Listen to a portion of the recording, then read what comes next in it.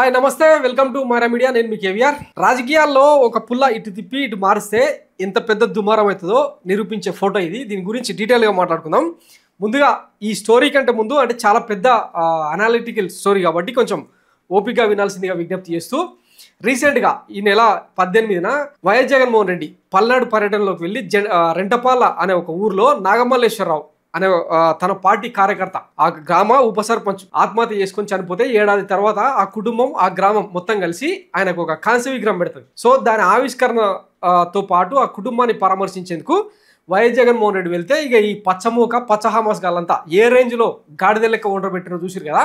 ఒక బెట్టింగ్ బంగారు రాజును ఒక బెట్టింగ్ రాయుడి విగ్రహాన్ని ఆవిష్కరించేందుకు పోతారా రాష్ట్ర మాజీ ముఖ్యమంత్రి హోదాలో ఇట్లా అంటే బెట్టింగ్కు బలైన వ్యక్తిని ఏమంటారు సంస్కరించుకొని ఈ రాష్ట్ర ప్రజలకు ఏం చెప్పదలుచుకున్నారని చెప్పి ఇక ఇష్టారీతిన ఆ రోజు పల్నాడుకు బ్లాక్ డే అని ఒకడు తర్వాత ఇక ఇష్టారీతిన మాట్లాడుకుంటూ వచ్చారు. సో ఒక వ్యక్తి అంటే ప్రత్యర్థుల వేధింపులు భరించలేక పోలీసుల వేధింపులు భరించలేక చనిపోతే ఆత్మహత్య చేసుకుంటే దాన్ని ఈ పచ్చమూక పచ్చ మీడియా ఎట్లా రాద్ధాంతం చేసిందో ఎట్లా ఈ రాష్ట్ర ప్రజలు నెత్తిన రుద్దిందో చూసినాం కదా. సరే అది ఒకవైపు అయితే ఇప్పుడు ఈ ఫోటో మన చిన్నబాబు లోకేష్ గారు నిన్న తన తాత దగ్గుబాటి చెంచురామయ్య విగ్రహానికి పూలమాల వేసి ఘనంగా నివాళులర్పించారు. ఆయన ఎవరన్నది ఈ తరానికి తెలియకపోవచ్చు కాబట్టి ఈయన గురించి డీటెయిల్గా మాట్లాడుకుందాం. ఒకే ఒక్క ఫోటో బాగా జాగ్రత్తగా చూడండి. ఇతను దగ్గుబాటి చెంచురామయ్య ఇంత సింపుల్గా చెప్తే ఈ తరానికి అర్థం కాకపోవచ్చు. కారంచేడు దళితుల ఊచకోత, కారంచేడులోని మాదిగపల్లెలో రక్తపాతం, కారంచేడులో దళితులను వెంటాడి వేటాడి చంపిన ఘటన ఇలా చెబితే టక్కున గుర్తుకొస్తుంది. ఆ దళితుల ఊచకోతలో నిందితుడు ఈ దగ్గుబాటి చెంచురామయ్య, పురంధరేశ్వరి గారి మామ. ప్రస్తుతం ఆమె బీజేపీలో కీలక వ్యక్తిగా ఉన్నారు. తర్వాత దగ్గుబాటి వెంకటేశ్వరరావు మాజీ మంత్రిగా కూడా పనిచేసారు. తర్వాత ఎన్టీ రామారావు వియ్యంకుడిన, ఎందుకంటే ఎన్టీ రామారావు కూతుర్ని ఈయన కొడుకుకు పెళ్లి చేసుకున్నాడు కదా, అట్లా వియ్యం కుదిరిందనమాట. ఇంతవరకు ఓకే. ఇప్పుడు ఈ సందర్భంగా అంటే ఈయన వాళ్ళ తాత ఫోటోకు దండేసి నివాళులు అర్పించడంలో ఏమాత్రం తప్పులేదు ఒక వ్యక్తి హోదాలో. కానీ ఒక రాష్ట్ర ముఖ్యమంత్రి కొడుకుగా 3 శాఖలకు మంత్రిగా ఇంత కీలక హోదాలో ఈయన ఫోటోకు దండేయడం ఇప్పుడు తీవ్ర చర్చనీయాంశమైంది. ఎందుకు అంటే ఇటీవల పర్చూరు దగ్గర ఓ సైనిక్ స్కూల్ ఓపెన్ చేశారు దగ్గుబాటి వెంకటేశ్వరరావు, పురంధరేశ్వరి భర్త. ఆ కాలేజీ ఓపెనింగ్ చేసింది మంత్రి నారా లోకేష్. చిన్నాన్న పిలిచారని వెళ్ళారు, తప్పులేదు. పిన్ని పిలిచిందని చెప్పి పోయి వెళ్ళారు, అక్కడి వరకు తప్పులేదు. అక్కడికి వెళ్ళిన నారా లోకేష్ దగ్గుబాటి చెంచురామయ్య విగ్రహానికి పూలదండేసి నివాళులు అర్పించారు. ఇదే ఇప్పుడు చర్చనీయాంశమైంది. ఏపీలోనే కాదు తెలంగాణలోని దళితుల్లోని యావత్ దళిత సమాజం ఈ ఫోటో చూసి బగ్గుమన్నది. ఎందుకు అన్నదని మాట్లాడుకుందాం. కారంచేడులో దళితులను వెంటాడి వేటాడి 1985 జూలై 17న రాష్ట్రమే కాదు దేశం మొత్తం షాకింగ్ గురైన ఘటన. అదేంటంటే కారంచేడులో దళితులను వెంటాడి వేటాడి నరికి చంపిన తర్వాత ఈ 45 ఏళ్లలో ఏ రాజకీయ నేత కూడా ఈ దగ్గుబాటి చెంచురామయ్య విగ్రహానికి పూలమాల వేసి నివాళులు అర్పించేందుకు భయపడ్డారు.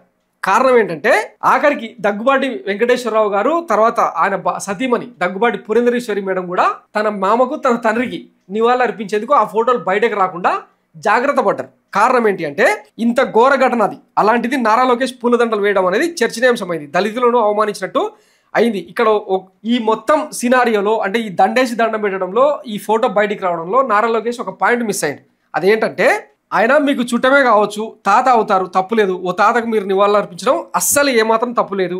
మీరు ఓ మంత్రి హోదాలో ఉన్నారు కదా, మంత్రిగా బాధ్యతలు నిర్వహిస్తున్నారు కదా, మంత్రి హోదాలో ఉండి దళితుల ఊచకోతకు కారణమైన వ్యక్తికి ఎలా నివాళులు అర్పిస్తారు? ఇది ఘోరం కదా, ఇది అసలు పాయింట్ కదా, ఇది దళితులను అవమానించడం కాదా? వ్యక్తిగత హోదాలో ఏ రాజకీయ పదవిలో లేనప్పుడు మీరు ఆ పని చేసుకుంటే ఎవరికి అభ్యంతరం లేదు. రాష్ట్ర మంత్రిగా ఓటు వేసినా ఓటు వేయని అందరికీ ప్రాతినిధ్యం వహిస్తున్న రాష్ట్ర మంత్రి హోదాలో మీరు దండ వేయడం అనేది ఎంతవరకు సమంజసమో నారాలోకి సమాధానం చెప్పాలి. విజయవాడ నడిబొడ్డున అంబేద్కర్ అతిపెద్ద విగ్రహం పెడితే దానికి ఈ రోజు వరకు ఈ కూటమి ప్రభుత్వం అధికారంలోకి వచ్చి 365 రోజులు గడిచిపోయింది కదా, ఏ రోజన్నా ఆ రాజ్యాంగ నిర్మాత విగ్రహానికి పూలమాల వేసి నివాళులు అర్పించిన సందర్భం ఉందా? ఆ మెమోరియల్ను నాశనం చేశారు. పైగా అంబేద్కర్ రాజ్యాంగం కాకుండా ఈయన రాసిన రెడ్ బుక్ రాజ్యాంగం ఇప్పుడు అమలు అవుతా ఉంది. దళితులను ఊచకోత కోసం చంపిన వ్యక్తికి పూలదండలు వేశారు, అంబేద్కర్ విగ్రహాన్ని నిర్లక్ష్యం చేశారు. ఊచకోత కారమైన వ్యక్తికి పూలదండలు నివాళులు అర్పించడం, అది కూడా మంత్రి హోదాలు అంటే రెడ్ బుక్ రాజ్యాంగం అనేది ఏ స్థాయిలో ఎంతలా అమలవుతున్నదో అన్నదానికి ఇది ఒక నిదర్శనం. ఈ నేపథ్యంలో ఒక పెద్ద డిస్కషన్ జరుగుతూ ఉందన్నమాట. కారంచేడులో దళితులను హత్య చేసి దళిత మహిళలను అత్యాచారం చేసి వాళ్ళ ఇళ్లను తగలబెట్టిన దగ్గుబాటి చెంచురామయ్యకు మంత్రి నారా లోకేష్ ఘన నివాళి. మందకృష్ణ మాదిగ గారి నుండి కనీస స్పందన కరువు. మాట్లాడాల్సిన వ్యక్తి ఈరోజు మాట్లాడతాడు. ఒకసారి ఈ ప్రీవియస్ బ్యాక్గ్రౌండ్లోకి ఆ కారంచేడు మసాకేర్ ఏంది, దాన్ని హిస్టరీ ఏంది బ్రీఫ్గా చెప్పుకునే ప్రయత్నం చేద్దాం. ఇది కారంచేడు నరమేధం. దళితుల్ని ఊచకోత కోసిన తెలుగుదేశం పార్టీ నేతలు. అప్పట్లో ఎన్టీ రామారావు 1983లో అధికారంలోకి వచ్చింది కదా. 1985 జూలై 17న జరిగిన ఘోర ఘటన ఇది. ప్రశ్నించిన దళితులపై కత్తులతో కమ్మ లీడర్ల దాడులు, అడ్డొచ్చిన దళిత మహిళలపై టీడీపీ నేతల అత్యాచారాలు, దోషులకు శిక్ష పడకుండా అడుగడుగున టీడీపీ ప్రభుత్వం కుట్రలు, ప్రత్యక్ష సాక్షులకు విషం పెట్టి మరీ చంపి హత్య చేయించిన ఘటన.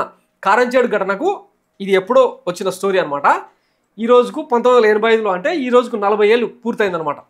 టీడీపీ కమ్మకుల దురహంకారానికి దౌర్జన్యానికి తార్కాణం కారంచేడు మారణ హోమం. ఈ నరమేధం యావత్ ప్రపంచాన్ని కబలించింది. టీడీపీ కుల అహంకారాన్ని సమాజానికి తెలియజేసింది. తెలుగుదేశం కమ్మ నాయకుల పెత్తనాన్ని కండ్లకు గట్టింది. భర్త ఎదుటే భార్యను అత్యాచారం చేయడం, భార్య కళ్ళ ముందే భర్తను గొంతుకోసి హత్య చేయడం వంటి ఘటనలు సభ్య సమాజం తలదించుకునేలా చేశాయి. ప్రకాశం జిల్లా చీరాల మండలం కారంచేడులో జరిగిన ఘటన దేశ చరిత్రలోనే ఒక నెత్తుడి తునకల మిగిలిపోయింది. ఏం జరిగిందంటే 1985 జూలై 17న కారంచేడు గ్రామంలో తాగునీటి చెరువులో రాయినీటి శ్రీనివాసరావు అనే టీడీపీ కమ్మనేత పశువులను తోలాడు. నీళ్లు కలుషితం కావడంతో పక్కనే ఉన్న దళిత మహిళ మున్నంగి సువార్త ఇదేందని ప్రశ్నించింది. దాంతో ఆమె దళితురాలు, ఈయన కమ్మ. ఆ కమ్మకుల అహంకారం చూపించి ఆమెను కొట్టబోయే ప్రయత్నం చేస్తే ఆమె ఎదురు తిరిగింది. ఎవరు? సువార్త.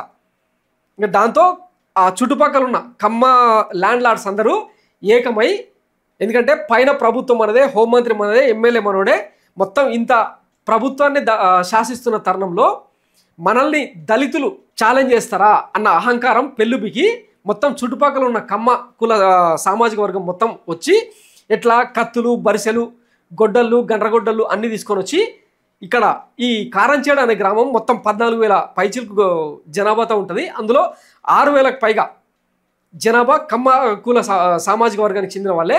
అందులో ఒక 2,000 జనాభా మాల అండ్ మాదిగ సామాజిక వర్గం ఉంటుంది. సో పొగాకు తర్వాత మంచి పంటలు పండే డెల్టా భూమి అనమాట. సో అక్కడికి చాలామంది కమ్మలు అక్కడికి వచ్చి, సరే దేశం అన్న తర్వాత రాజ్యాంగం అన్న తర్వాత ప్రజాస్వామ్యం ఇచ్చిన హక్కు ప్రకారం ఎవరైనా ఎక్కడికైనా వలస వెళ్ళి బతకొచ్చు, చేయొచ్చు. కానీ దళితులను అణిచివేసే కుట్రలో భాగంగా ఇదిగో ఈ ఘటన చోటు చేసుకుందనమాట. ఆమె తిరిగి వారిపై దాడి చేయడంతో, ఎవరు? సువార్త తిరిగి దాడి చేయడంతో కమ్మ కులస్తులంతా ఆగ్రహం వ్యక్తం చేశారు. ఎవరి ప్రమేయంతో? ఆనాడు దగ్గుబాటి చెంచురామయ్య ఆ ఊరికి గ్రామ పెద్ద, ఆ చుట్టుపక్కల గ్రామాలకందరికీ కమ్మ సామాజిక వర్గానికి ఆయన పెద్ద అనమాట. సో ఆయన అందరినీ పిలిపించి ఇట్లయితే కష్టం, దళితులు మనకు ఎదురు తిరిగితే ఎట్టా అని చెప్పి ఆయన ఉసిగొల్పడం వల్ల జరిగిన కారంచేడు మారణ హోమం ఇది. కారంచేడుతో పాటు చుట్టుపక్కల ప్రాంతాల్లో ఉన్న కమ్మ సామాజిక వర్గానికి చెందిన వందలాది మంది తెల్లవారుజామున దళితవాడపై విరుచుకుపడ్డారు. బరిసెలు, గొడ్డళ్ళు, కత్తులతో రాక్షసంగా క్రూరంగా దళిత యువకులను వేటాడారు. స్త్రీలపై అత్యాచారాలు చేశారు. భర్తల కళ్ళ ముందరనే మహిళలను, ఆఖరికి గర్భిణీ స్త్రీలను కూడా వదలకుండా రేప్ చేసిన దుర్మార్గం అనమాట ఇది.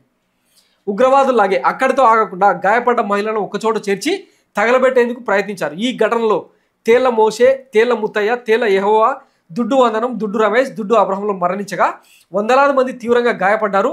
ఈ మారణకాండతో భయాందోళనకు గురైన దళితులు కారంచేడు వదిలి చీరాలకు పారిపోయారు. ఈ పారిపోయే క్రమంలో పోలీస్ స్టేషన్ ఆశ్రయిస్తే అక్కడ కూడా పోలీసులు ఈ దళితుల మీద దాడులు చేశారంట.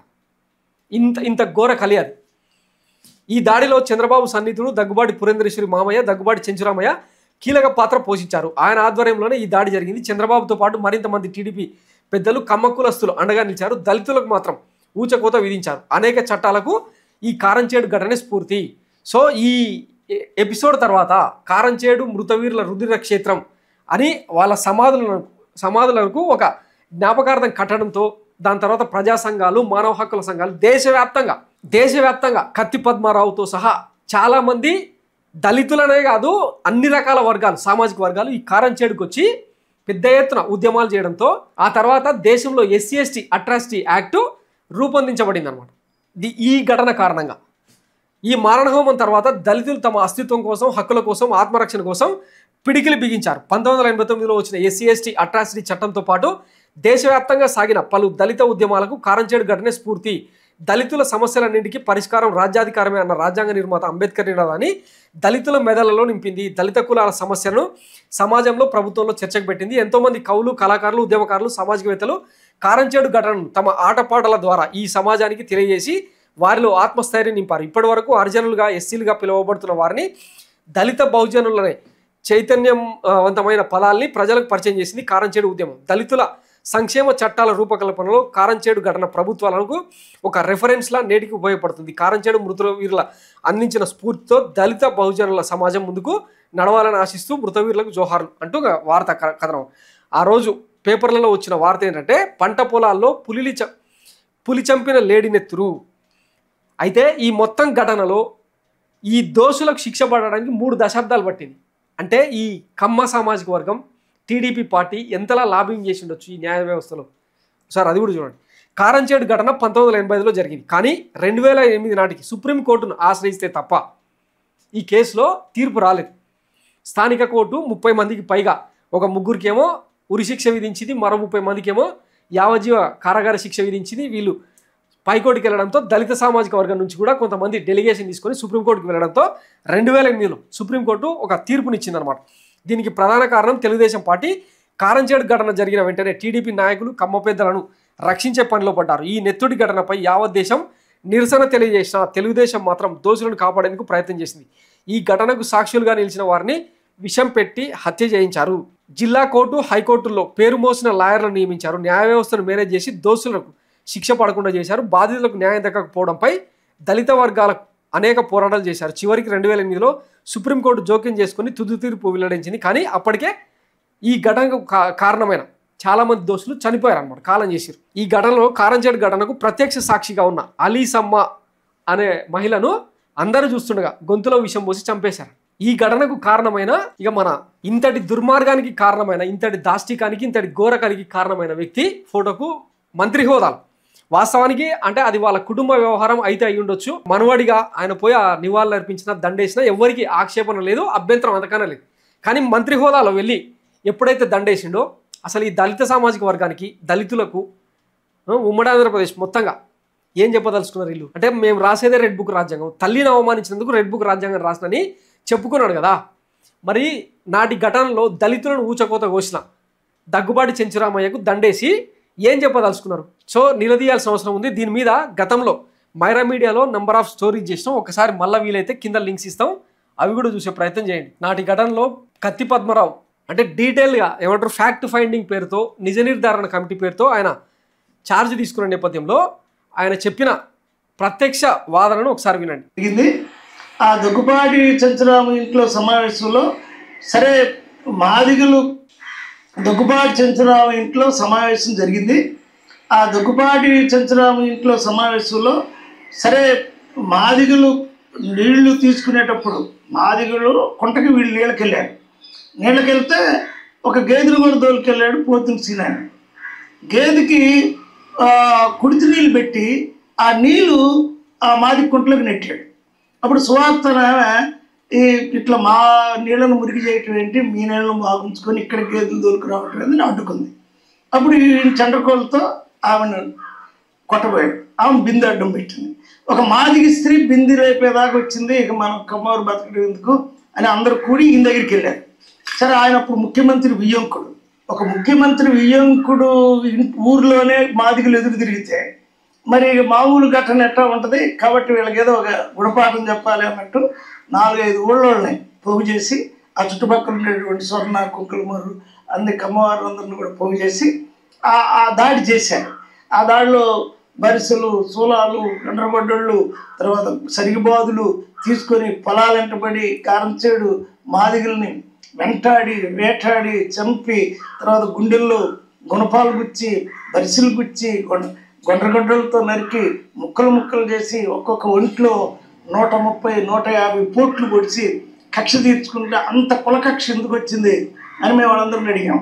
ఏం లేదు, మా ఎన్టీ రామారావు మా ముఖ్యమంత్రి, మా కులం వాడు ముఖ్యమంత్రి, తర్వాత మా కులం వాళ్ళే ఎస్పీలు, డిఎస్పీలు అందరూ కూడా ఎక్కువ మంది, పోలీసు మా కాడ ఉంది అని ఒక అహంకారం వచ్చిందనే భావంతో చెప్పాను. అప్పుడు మేము ఆయన్ని విన్నారు కదా. ఇది నిజ నిర్ధారణలో తేలిన అంశం అనమాట. మొత్తం వ్యవస్థలో మన కుల పోలే ఉన్నారు కదా, ఇంకా మనల్ని ఏం పీకుతారులే అన్న కుల భావన, కుల అహంకారం రావడంతో జరిగిన ఘటన ఇది. సో ఇంతటి ఘటనకు కారణమైన ఆ దగ్గుబాటి చెంచురామయ్యకు మీరు ఎట్లా దండేస్తారు? దీనికి సమాధానం చెప్పాలి అని దళిత సామాజిక వర్గం నుంచి ఇప్పుడు పెద్ద ఎత్తున డిమాండ్లు వస్తున్నాయి. లోకేష్ అన్న మొన్నటికి మొన్న ఇప్పుడు ఈ స్టోరీ అంతా ఎందుకు చెప్పాల్సి వస్తుందంటే, ఈ ఈజీగా దొరికిపోవడం, ఇంతకంటే దిగజారరు అనుకున్న ప్రతిసారి అంతకు మించి దిగజారడం ఈ పచ్చమూకకు బాగా అలవాటైపోయింది అనమాట. మళ్ళా చెప్పేది ఏంటంటే, మొన్నటికి మొన్న ఆ రెంటపాల్ అనే గ్రామంలో నాగమల్లేశ్వరరావు తానేదో బెట్టింగ్ వేసి, సరే ఊర్లో ఉప సర్పంచ్ ఆయన వ్యక్తిత్వం ఏందో ఒక మైరాలో ఒక స్టోరీలో కూడా చాలా డీటెయిల్గా ఎక్స్ప్లెయిన్ చేసినాం. కావాలంటే అది కూడా లింక్ కింద ఇస్తాం చూడండి. ప్రత్యర్థుల ఒత్తిడి మేరకు పోలీసుల అజమాయిషీ కారణంగా ఆయన భయపడిపోయి తన ఇంటి మీద దాడి చేయడంతో, రాళ్ల దాడి చేయడంతో చిన్నపిల్లలు, భార్య పిల్లలు అందరూ కూడా భయంతో వణికిపోతుండడంతో విధిలేని పరిస్థితులు ఆత్మహత్య చేసుకుంటే అట్లాంటి వ్యక్తిని పరామర్శించడానికి పోయి ఆయన కాంస్య విగ్రహాన్ని ఆవిష్కరించే ప్రయత్నం చేస్తే వైఎస్ జగన్మోహన్ రెడ్డి మీద ఎంత దుమ్మెత్తిపోసినారు. మరి ఇప్పుడు ఈ రోజు ఘటనకు ఎవడు బాధ్యుడు? దీని మీద మనం ఈ పచ్చమూకలు, పచ్చ మీడియా, పచ్చ డబ్బాలు, పచ్చ డిజిటల్ మీడియా ఇవి ఎవరు మాట్లాడరా? సో ఇట్లా నిలదీయకపోతే ఇంకా చాలా దారుణాలు చూడాల్సి వస్తుంది. Be careful.